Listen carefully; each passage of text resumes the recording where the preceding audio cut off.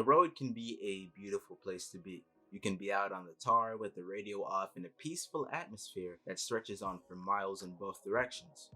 Or you can get stuck in traffic because someone decided they would rear end another driver's car into oblivion when you have to pick up your boyfriend from the airport. Not saying I've experienced either of these things, by the way. While life is full of surprises, most of these surprises tend to show up on the road, and because people don't know how to fucking drive. And when it comes to self-expression, your vehicle says a lot more about you than you might ever tell most people. Okay, so first of all, I'm speaking from experience when I say these things. Everyone sort of worries about their driving test, but when you pass it first or second try, you realize it wasn't all that bad. And then when you actually get on the road, you realize that the way you drive is the least of your problems because people are just insane on the road. So the way things work on the road is pretty simple. You know, depending on the vehicle you're using, you might have to take a few more precautions, but the maneuvering is the same. To accelerate, you just press on the gas pedal. The more pressure applied, the quicker you get to a certain speed. To lower your speed for any reason whatsoever, release pressure on the gas pedal or take your foot off the pedal completely. If you need to stop in your tracks, just press down on the brake pedal. You know, the more pressure applied, the faster you slow down. You get the point.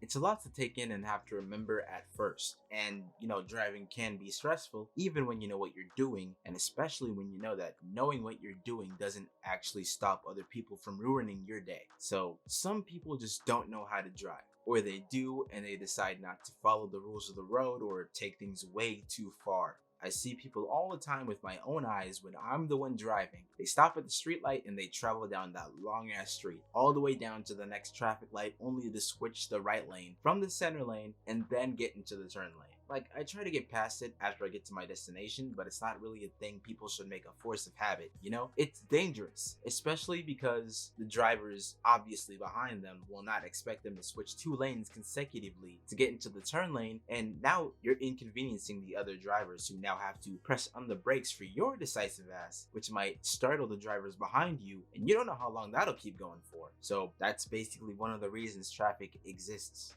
And when you're on interstate roads, it's like that as well for the most part. When people don't follow the rules, they pose as threats to themselves. And sometimes even the thought of someone being told they're wrong can turn them into a completely different kind of person, and not the good kind. For me, it hasn't gone too far yet, but a lot of times people are just prone to road rage. The worst thing I've seen on the road yet is an old man tried squeezing into the lane I was in. There was another car in front of me, so this guy startled the woman in the car in front of me, and then he acted like nothing happened afterward, or so I thought. So this guy gets out of his car. I think he was wearing a Bass Pro Shop shirt, and he just starts throwing a slew of insults her way. He didn't try to grab the old lady or anything, but the fact that this guy would go as far to get out of his own car on a busy road just to tell this random ass woman off left me perplexed. And of course the lady wasn't having it either.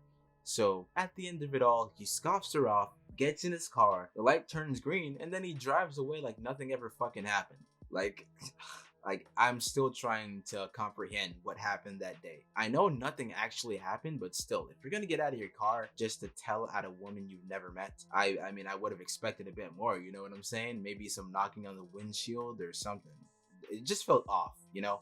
I was kind of astounded watching that shit. Don't get me wrong, road rage isn't really a laughing matter most of the time. People are just fucking weird these days. They got some anger issues, daddy issues, you name it. There are people out there that will try to ruin your day because they were inconvenienced by that one mistake you made. I personally just honk my horn really loudly and go on my way, but some people will go out of their way to find out where you live and maybe key your car, maybe confront you inside your house, call the cops on you, whatever. They could even go as far as to try to run you over or destroy your car. So I'm really careful as to what I do in response to other drivers' anger because they are not messing around. I mean, I get mad too. I think that as of right now, there's nothing close that pisses me off more than driving because I always feel the need to analyze the actions of other drivers on the road. So whenever I have the chance or the option, I usually just let someone else drive. There is one more thing about the act of driving that I think is a really big problem, and this really only happens at night, which is unfortunately the worst time for it to happen. So not everyone experiences this, but at night while I'm driving, any bright beam of light that comes in contact with my eyes is accompanied by a really long line that goes straight through that light. I think they're called astigmatisms from what I know. So here's an example of what I'm talking about. Like I said before, this apparently doesn't happen to everyone. So if it doesn't, then you might have nothing to worry about.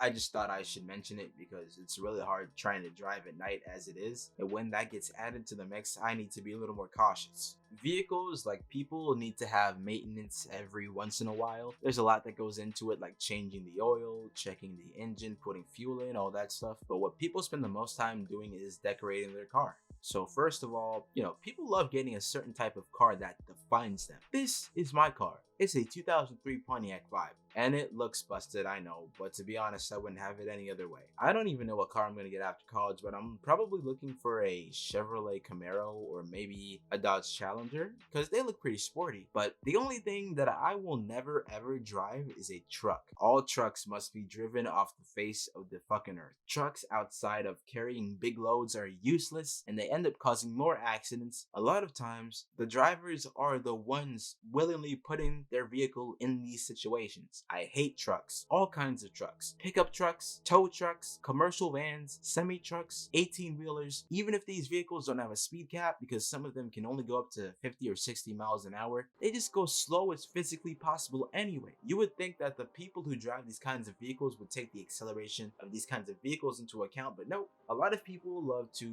be on their phones while driving, and I'm not talking about changing the radio station or the song on Spotify, which you obviously still have to be careful with, but a lot of people are talking on the phone with people. Personally, if I'm on the road and I'm on the interstate, I'm in a very busy area and I get a phone call and it's not from somebody important, you bet your fucking ass I'm not going to answer that call. I don't care who you are. So the fact that people just answer every and any call that comes their way just kind of makes things so much worse for them as a driver, maybe even as a passenger. You never know.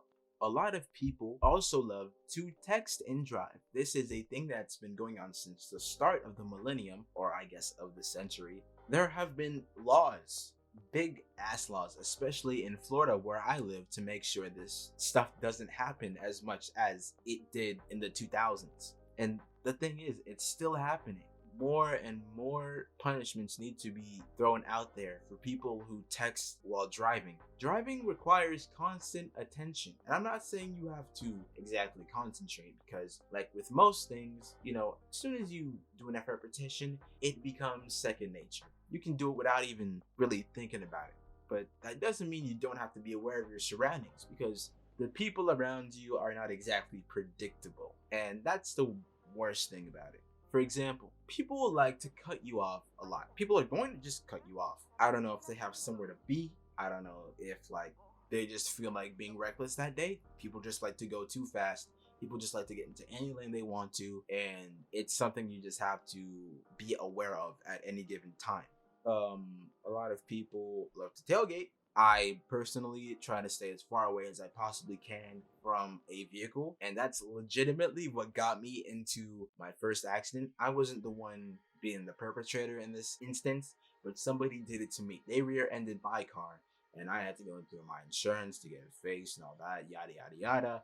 And that's a load of bullshit that nobody should ever have to go through. So just stay the recommended amount of length away from the car in front of you, and you won't have to deal with it. It's as simple as that. A lot of gearheads love to do donuts in the streets, especially I've seen a lot of clips that are on Rodeo Drive, California, basically just anywhere that's really populated, a lot of, big cities. They get immediately taken care of. They either get caught by the police or they just take care of themselves. And it's always so fucking funny how they think, oh wow, I paid so much money for this thing that I probably got to try to impress other people instead of just doing it to please myself. And I am now going to drive this car in the worst fashion imaginable just to garner some attention on the internet and maybe even in real life. You know what I'm saying? And then the police show up, and then now you have to pay even more on top of the shit that you paid for the car, or they crash into it and now they have to explain to their insurance how that shit happened in the first place. So it's just something people should really think about in this day and age. As far as I'm concerned, that's pretty much all I have to say about driving in general. I know a lot of people are a little freaked out from the Russia, England, and US car fails. A lot of those videos are on the internet for people to see, and reaction channels react to them all the time. You know, when it all comes down to it, driving is a routine part of life. Life is just going with the flow and seeing what happens. Thank you all for watching. It's been another episode of What Happens. If you'd like to know more of what happens, click on the small red button right below the video. You can't miss it. And for other series and miscellaneous things, check the description below. Thank you all for watching again, and keep an eye out.